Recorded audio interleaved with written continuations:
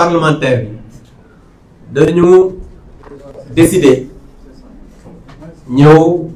jàkkaarloog taskatu xabaar yi pour waxtaan ak ñoom di wax ne dañu jëloon décision boo xam ne ñun ñii toog fii ci taabal ji suñu collègues yi fi nekk ñun ñëpp dañu décider woon ne suba premier ministre dafa waroon ñëw assemblée nationale pour des questions au gouvernement ñu décider woon ne su ñëwee duñu fa teew dañu koy bàyyi moom comme ni mu ko bëggee moom ak ay député bi ñu ñëwee ba fii ñu wax ñu ne moom de dàq na mbir mi mais dàq bi mu ko dàq il faut que ñu wax te dinañ ñëw ci violation règlement intérieur assemblée nationale bu xasee def plénière def conférence des présidents ne conférence des présidents moom moo décidé parce que le règlement intérieur dafa wax ne moom kese conférence des présidents kese moo am sañ-sañ lii nga xamante nii moom mooy ay liggéeyu assemblée nationale moom moo ko mën a wax muy commission wala plénière président amu ci sañ-sañ bureau amu ci sañ-sañ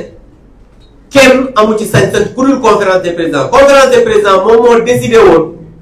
ne dafay am question au gouvernement le 10 pour wane ne assemblée nationale léegi agence de communication bu gouvernement bi la parce que nag moom premier ministre agence de communication gouvernement bi la ko def saa su bëggee am lu mu bëgg communiquer rek léegi day ñëw assemblée nationale moom moo wax léegi ci page Facebook am yéen ñépp mën ngeen ko lire ñu yor page officielle la mu ne moom dàq na ko moom premier ministre dàq na liggéeyu assemblée nationale li conférence des présidents waroon def moom dàq na ko ba le 14 ibi leen léegi di ngeen ko gis pour wax leen ne Ousmane Sonko fulaalul assemblée fulaalul député yi fulaalul république bi parce que moom du Ousmane Sonko moom kese premier ministre de la République du Sénégal la constitution wax une séparation des pouvoirs le règlement intérieur wax ne conférence des présidents kese moo am sañ-sañ nanga moom premier ministre léegi nii fixé na datu bi mu war a ñëw assemblée nationale muy le 14 pour yokk parce que ñun bi ñuy ñëw sax violation boobu sax amaguñ ko woon mais pour war leen rek moom ci loolu la dëkk maanaam violer li nga xamante ni moom mooy charte yi nga xam ne moo am ci réew mi loolu nag li nga xam ne moo fondé loolu aussi ñu wax ne le président de l'Assemblée nationale moom it ñun dañuy ñaawlu comportement ndax nag règlement intérieur Assemblée nationale dafa wax ne le président Assemblée nationale bu waree dugg ci débat bi dafay jug ci siège am ñu remplacer ko mu dem toog comme député pour mën a dugg dans le débat mais gis ngeen ne président du def loolu fi mu toog lay toog di participer au débat naan tàccuwee leen neexul ak yeneen ak yeneen yéen loolu lépp yéen a ko gisatu donc loolu bokk na ci li nga xam ne ñun aussi ñu ñaawlu ñu gis ne dafa dëkk ci jalgati règlement intérieur Assemblée nationale te loolu daf koy def au vu au su de tout le monde gis ngeen bi nga xamante ni nii moom mooy ñi ngi wootee loolu muy ñuy dindi li nga xamante ni nii moom mooy droit bi nga xam ne moom la opposition am président saa su ne daf koy nangu ci député bi nga xamante ni mooy député opposition bi te gis ngeen à chaque fois muy nangul député Pastef bu defee appel au règlement ba pare bañal ko ñi nga xamante ni ñoo nekk dans l'opposition ci séance su 2 avril bi gis ngeen ne bii suñu collègue Thierno jógee appel au règlement daf ko bañal te amoon na ci droit ñëpp gis ne loolu aussi violation flagrante la du règlement intérieur de l'Assemblée nationale. Mais ñu gis ne aussi le président de l'Assemblée nationale dafa ànd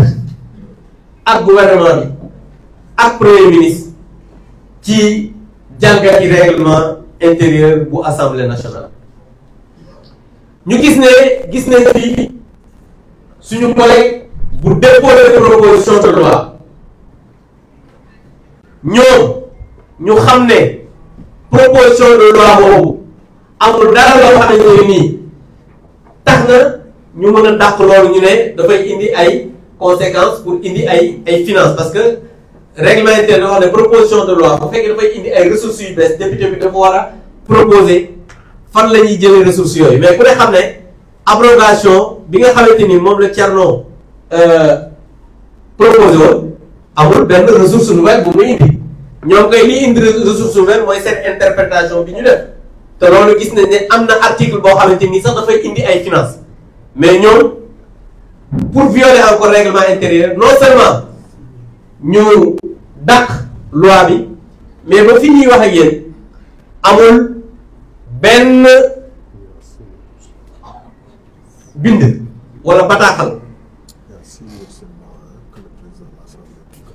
après que le premier ministre. Voilà, gis ngeen il y a 6 minutes le président de l'Assemblée après son patron le premier ministre moom wax na ne séance bi le 14. te lii encore c'est une violation flagrante du règlement intérieur parce que règlement intérieur dafa ne seul maanaam conférence des présidents donc moom moo mën a fixer agenda wu assemblée nationale. xam ngeen ni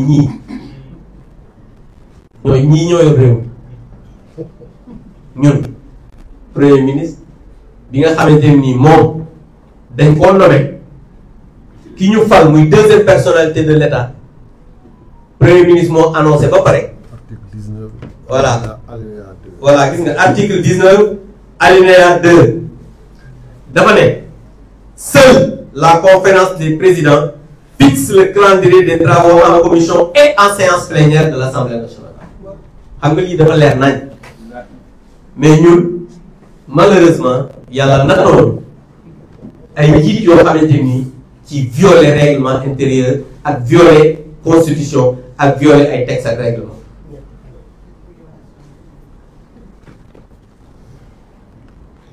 donc toujours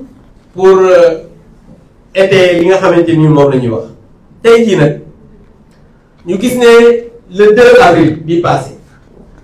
loolu kenn nettaliwul leen ko yéen taskot xawaay yéen a ko gisandoo règlement intérieur assemblée dafa ne ñi nga xam ne ñoo nekk public bi am na l'assemblée délibère en séance publique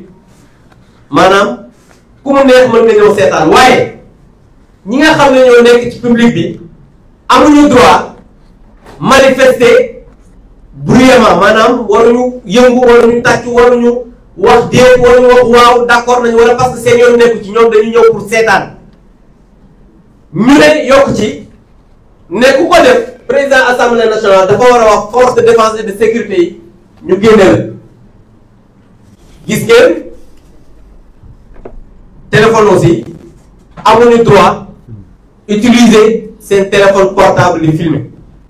mais yéen ñii nekk ci presse bi gis ngeen ñi nekkoon ci ginnaaw même travail dañu yor seen téléphone di filmer député yi di wax lu leen neex di live donc loolu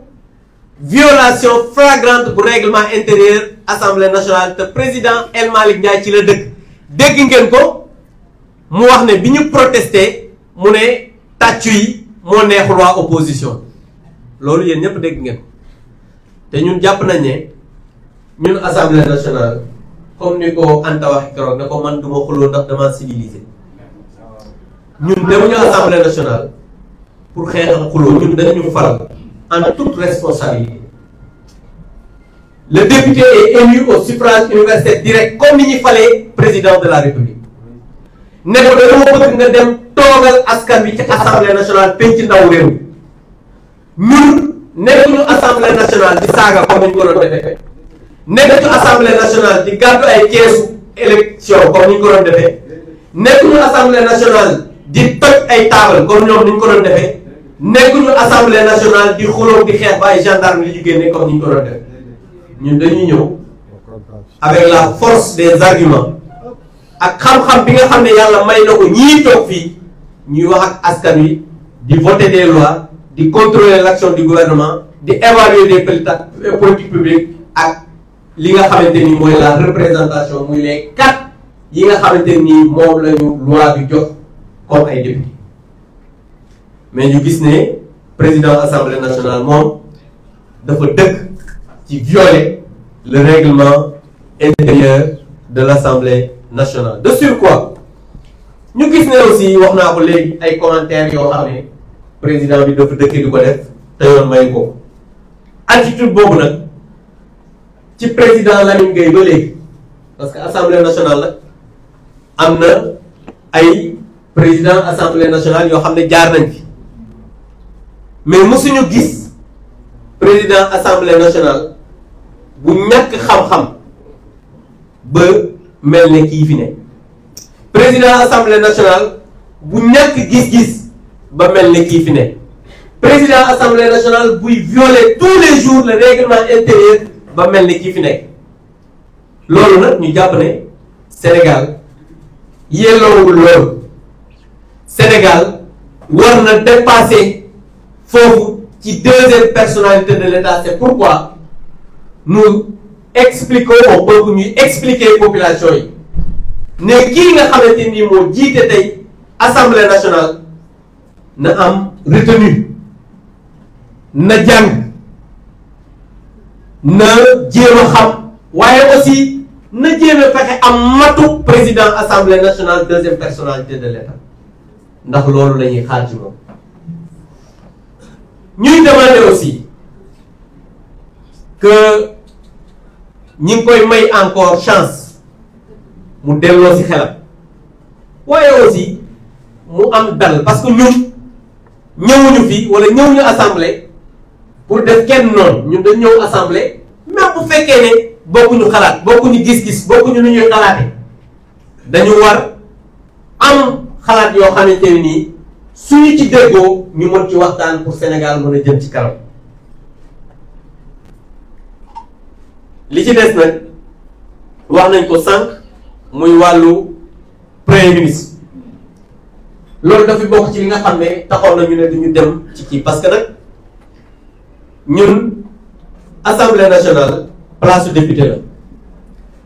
premier ministre dañu ko invité assemblée nationale muy ñëw pour question d'actualité ak question pour gouvernement premier ministre dañuy exiger te loolu du lu ñuy ñaan wala lu ñuy saraf dañuy exiger mu am respect ci les représentants du peuple dañuy exiger parce que loi moo wax ne te loolu boo demee ci règlement intérieur bu assemblée nationale titre 3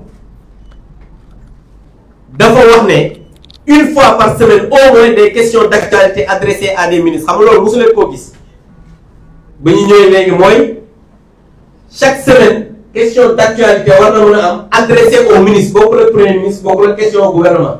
ñu ñëw répondre aux questions loolu moom xalaatuñ ko sax parce que ku xamul foo jëm mënoo répondre ay questions beneen bi mooy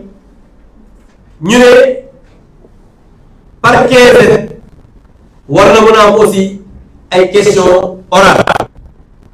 mais chaque mois au moins par mois mën nañ am des questions d'actualité au gouvernement comme premier ministre mi def mais gis ngeen ne biñ fi nekkee léegi moom Ousmane Sonko ñaari yoon la ñu assemblée nationale bi rapport bi génnee ci question au gouvernement la parce que ñëwoon na déclaration de politique générale bi mu dawee ko sonn ñëwoon na ci bi rapport bi génnee tey jii moo xam ne day ñëwaat parce que voté nañ seen loi interprétative daqaat na ko parce que moom tàmm nañ ci moom daw assemblée nationale moom moo doon wax yéen a ko dégg mu ne député yi am na ñoo xam ne dañoo daw wala nekk ñu fi nangam je pense que su fekkee am na koo xam ne Sénégal gii nekk nga kilifa ba bari tàmm daw moom la moom moo dul wuy justice buñ ko woowee mu daw suñ ko woowee assemblée nationale mu daw lépp loo xamante ni nii débat contradictoire la mu war fa génne xam-xam du ko assumer donc jàpp naa ne loolu ay mandargay Ousmane Sonko la Ousmane Sonko ay mandargaam mooy ñàkk a wax lu dul dëgg ak lépp lu mu war a def du ko def ba pare nag di manquer de respect les députés yii nga xam ne ñoo fi toog parce que gis nañ la manière bi nga xam ne noonu lay waxee député yi kooku dafa doon loo xamante ni nii dañu koy dénoncer et on exige que le premier ministre respecte les parlementaires loolu bokk na ci li nga tax ñu ne woon bu wootee du ñu dem bi nga xamante ni aussi moom mooy député yi moom wax naa ko léegi benn yoon la ko mos a ñëw waxoon na dina ñëwaat suba moom daal bu ko soobee rek moom mu ñëw su ko soobul mu daal di toog comme ni ma ko waxee assemblée nationale moom daf ko transformé agence de communication du gouvernement te loolu nag ñun duñu ko nangu ndax ñun askan wi dañu fal pour que ñu toogalee assemblée nationale. donc lii daal mooy li nga xam ne ci tënk mooy li nga xam ne suñu collègue Diatora Sall wax ko léegi ci tubaab ñu doon ko tënk ci wolof di wax rek ne lii moo taxaw ñu ne nañu leen woo waxtaan ak yéen di sant ñëpp di gërëm ñëpp te kii wax na sànq ci tubaab ne am na aussi ay députés yoo xam te ni nekkatuñu sax en sécurité parce que le 2 avril bii passé ñaari députés yi jigéen parce que assemblée nationale ku ne xam na ni yéen gis ngeen keroog li fa nekk ci ay gendarme yi sax ñoo ëppoon nit ñi mais dañu bàyyi seeni militants ñu dugg ci biir hémicycle bay filmer wala photo di waajaroon agressé ay députés yu jigéen loolu nag bu ñu demee ba député bi nekkatul en sécurité dans sa propre maison son lieu de travail je pense que ça loolu nag lu doy waar donc loolu aussi bokk na ci li nga xam ne lu ñuy dénoncer la di bàyyi parole bi à notre collègue Mbaye Dione mu ñëw ci recours bi nga xamante ni déposé woon nañ ko au niveau du conseil constitutionnel. Je vous remercie.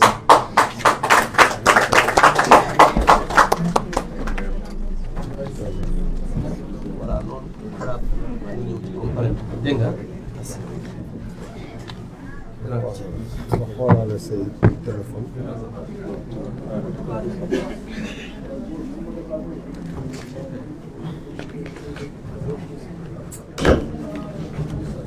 Merci honorable Abdou. Je serai moins long que notre collègue Diatora Alassane. Permettez-moi de saluer toute l'assistance, mais surtout se féliciter de la forte présence des députés de l'opposition et préciser le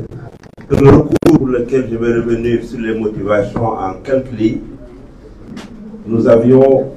23 députés de l'opposition, mais je pense qu'ici nous ne sommes pas loin de la trentaine. C'est pour confirmer ce que le collègue Abdou a dit. Pour des raisons de précaution, nous voulons juste nous limiter à au-delà de 17, parce que ça suffisait largement. Mais au total, nous sommes 23 qui avons signé ce recours au Conseil constitutionnel, parce que pour l'essentiel, l'opposition démocratique a voté contre cette proposition de loi qui est injuste, qui est une loi scélérate et qui consacre la rupture de l'égalité des citoyens, contrairement à ce que dit la Constitution de notre pays, dit en son article 4 que les citoyens sont égaux devant la loi. Donc, hier, plus exactement le mardi 8, nous, députés de l'opposition, nous avons déposé au greffe du tribunal, au greffe du Conseil constitutionnel, une requête visant à déclarer inconstitutionnelle la loi portant interprétation de l'amnistie votée en mars 2024. Il s'agit d'une initiative parlementaire signée par 23 députés de l'opposition, dont 13 du groupe Takku Wallu et 10 du groupe des non-inscrits. Alors qu'il suffisait juste de 17, mais plus de 17 exactement, 23, sans compter ceux qui avaient envoyé le signature, comme notre collègue Cheikh Omar Anne, comme notre collègue Dimo Soare, comme le président Amadou Mangdiop, pour vous dire que c'est presque une adhésion totale. Et c'est grâce à l'aide de nos conseils qui sont au nombre de 7, constitués autour de Maître Amadou Sall, que nous avons pris toutes les précautions d'usage pour procéder à ce recours dans les conditions fixées par la loi à cet effet. Il appartient désormais au Conseil constitutionnel, seul à même de dire le droit, de fixer le peuple au nom duquel cette dangereuse loi a été adoptée par la majorité mécanique de la représentation nationale. Nous faisons confiance à ce juge constitutionnel quant à l'impératif attaché à sa vocation de dire le droit, surtout en ces moments lourds de danger où la vendetta subjuguée par une clameur populiste tend véritable à se substituer à la justice. En tant que citoyens, nous faisons confiance à cette justice sans estimer que cela nous donne le droit de mettre la pression sur les magistrats, comme nos collègues de l'autre bord l'ont fait, appuyés par malheureusement le président de la République qui est garant du bon fonctionnement des institutions. En effet, nous considérons ces lois nulles et non avenues dans la mesure où elles obéissent à une logique visant à consacrer une justice non seulement sélective, mais entièrement instrumentalisée contre des coupables triés au volet d'une clameur. L'interprétation du parti PASTEF constitue sans doute une rupture d'égalité et instaure en même temps une justice à 2 vitesses. Ainsi, elle établit une hiérarchie au sein des justiciables qui place au sommet de la pyramide de l'impunité les militants d'un projet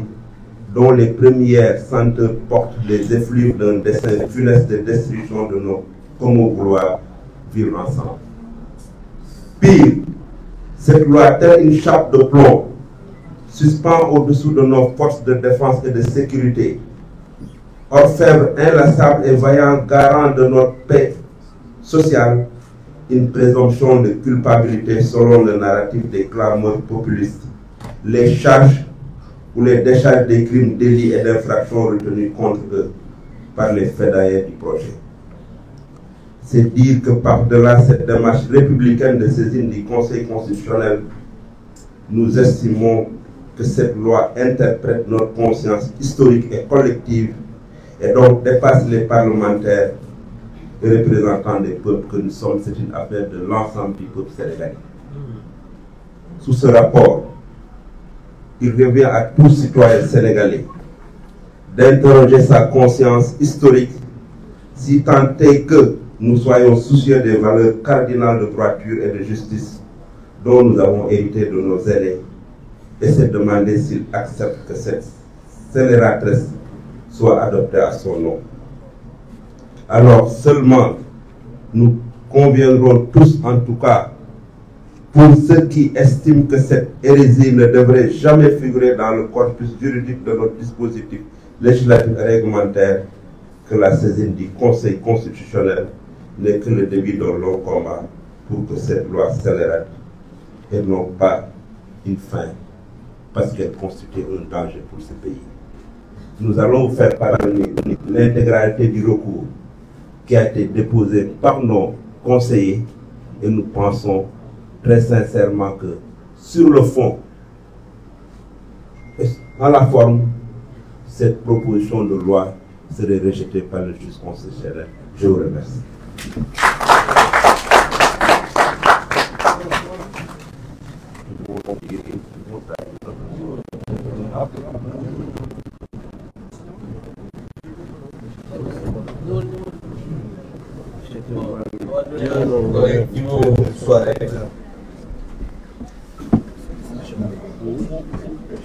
C'est moins long. Il a été plus concis.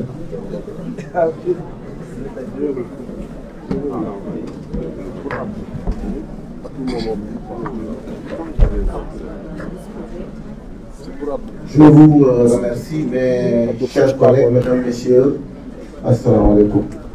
Je pense que l'essentiel a été dit par mes par les collègues qui m'ont précédé. Moi, je voudrais juste ajouter que la démocratie ne se décrète pas. Elle ne se réduit pas à une majorité numérique, elle ne se réduit pas simplement à un scrutin. La démocratie se construit par le dialogue, par le respect des institutions. La démocratie se construit par le respect et la reconnaissance mutuelle entre les acteurs. Nous avons tous vécu ces derniers jours à l'Assemblée nationale lors de la question d'actualité du mois de février, des menaces et des invectives du Premier ministre à l'encontre de nos collègues, principalement à l'encontre de notre collègue Abdou Karim Sall, qu'il a menacé et s'est même permis de remettre en cause son statut d'imam. Je ne pense pas que cela élève le niveau du débat démocratique au Sénégal. Nous avons aussi vu le président de l'Assemblée nationale, lors du vote de la loi interprétative, nous refuser, nous, députés de l'opposition qui avons déposé des amendements, de prendre la parole pour expliquer les amendements déposés. Je pense que cela ne grandit pas la démocratie sénégalaise. Le Sénégal mérite un parlement, le Sénégal mérite un parlement respecté, un exécutif à l'écoute et des débats qui élèvent et non des débats qui divisent. Nous tenons à rappeler à M. le Premier ministre et au président de l'Assemblée nationale à honorer le rang qu'il a leur et à incarner l'exigence républicaine, qui commande leur fonction. Je pense que le boycott de la question d'actualité était prévu demain, et juste un rappel des règles élémentaires de la démocratie pour dire stop, c'est aussi pour mettre le doigt sur le bouton qui nous permettra tout simplement de redémarrer les activités parlementaires avec beaucoup plus de sérénité et d'efficacité. Voilà en tout cas les quelques mots que moi je voudrais ajouter tout en vous remerciant. Assalamu alaikum wa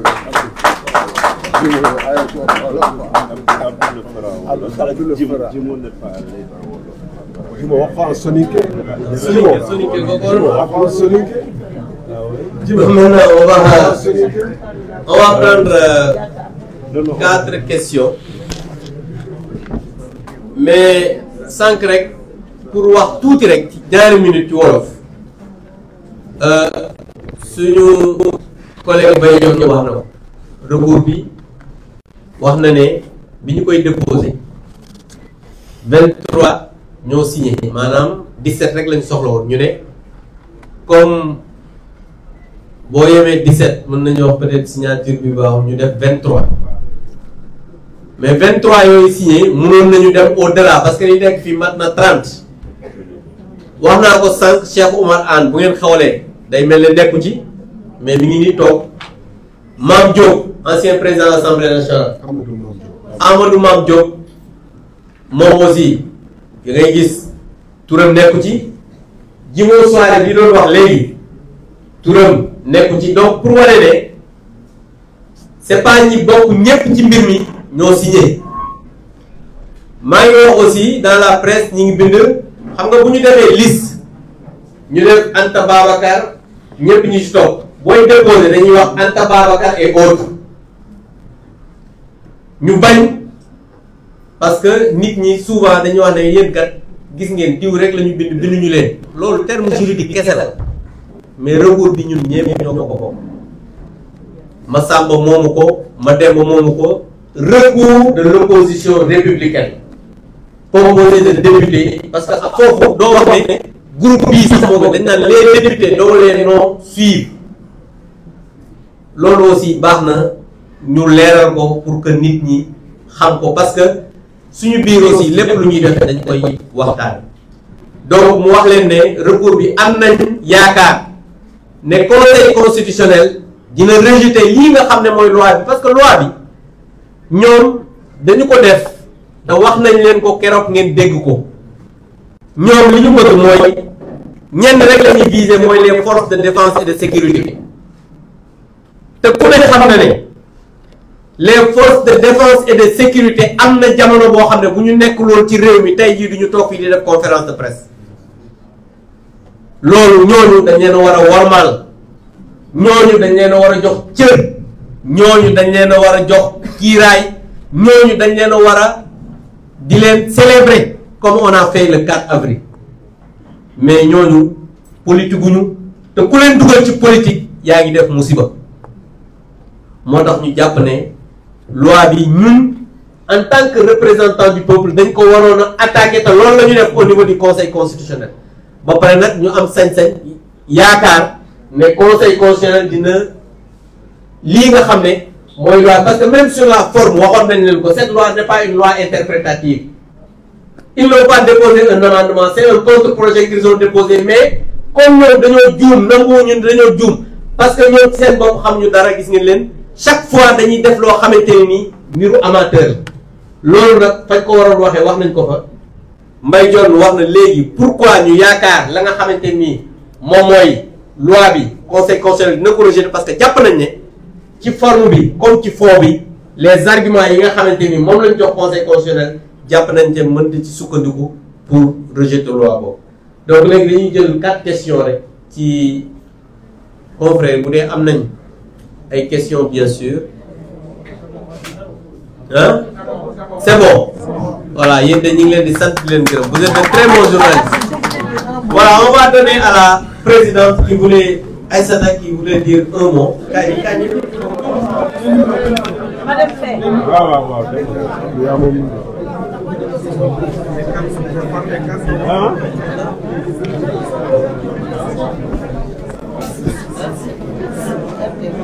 Gaston.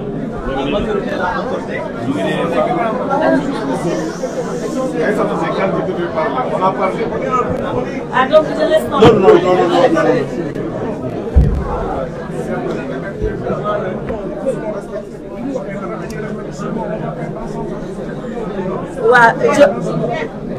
Cheikh Oumar. Voilà, je vous remercie. Ce que je vais dire, c'est d'abord un mot de remerciement vis-à-vis de l'ensemble de nos collègues. Cette Assemblée nationale, elle a été installée, je crois, le 2 décembre. Du 2 décembre à aujourd'hui, nous sommes à 3 mois. En tout cas, pas 4 mois. Et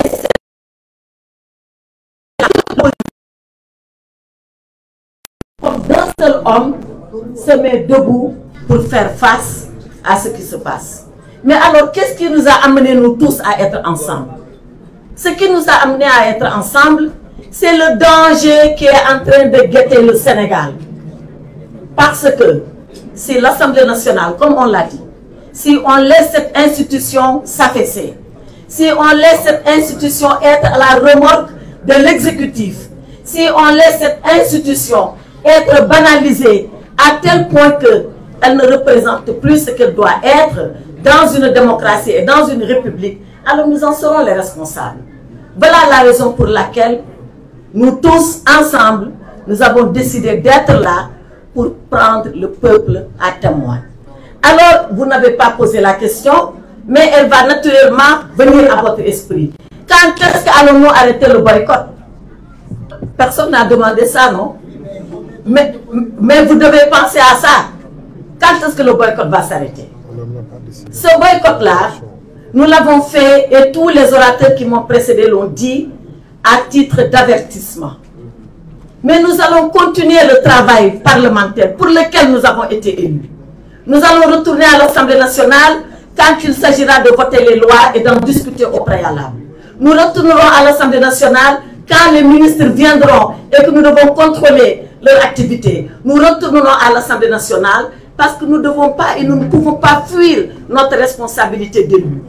Mais nous associer à ce simulacre d'exercice de questions d'actualité au gouvernement, nous refusons de le faire. Et tout le travail normal du député, nous continuerons à le faire par respect pour le peuple sénégalais, par respect pour nos mandants et par respect pour nous, le devoir que nous avons d'être là parce que le peuple nous a élus. Voilà ce que je voulais vous dire et je vous remercie.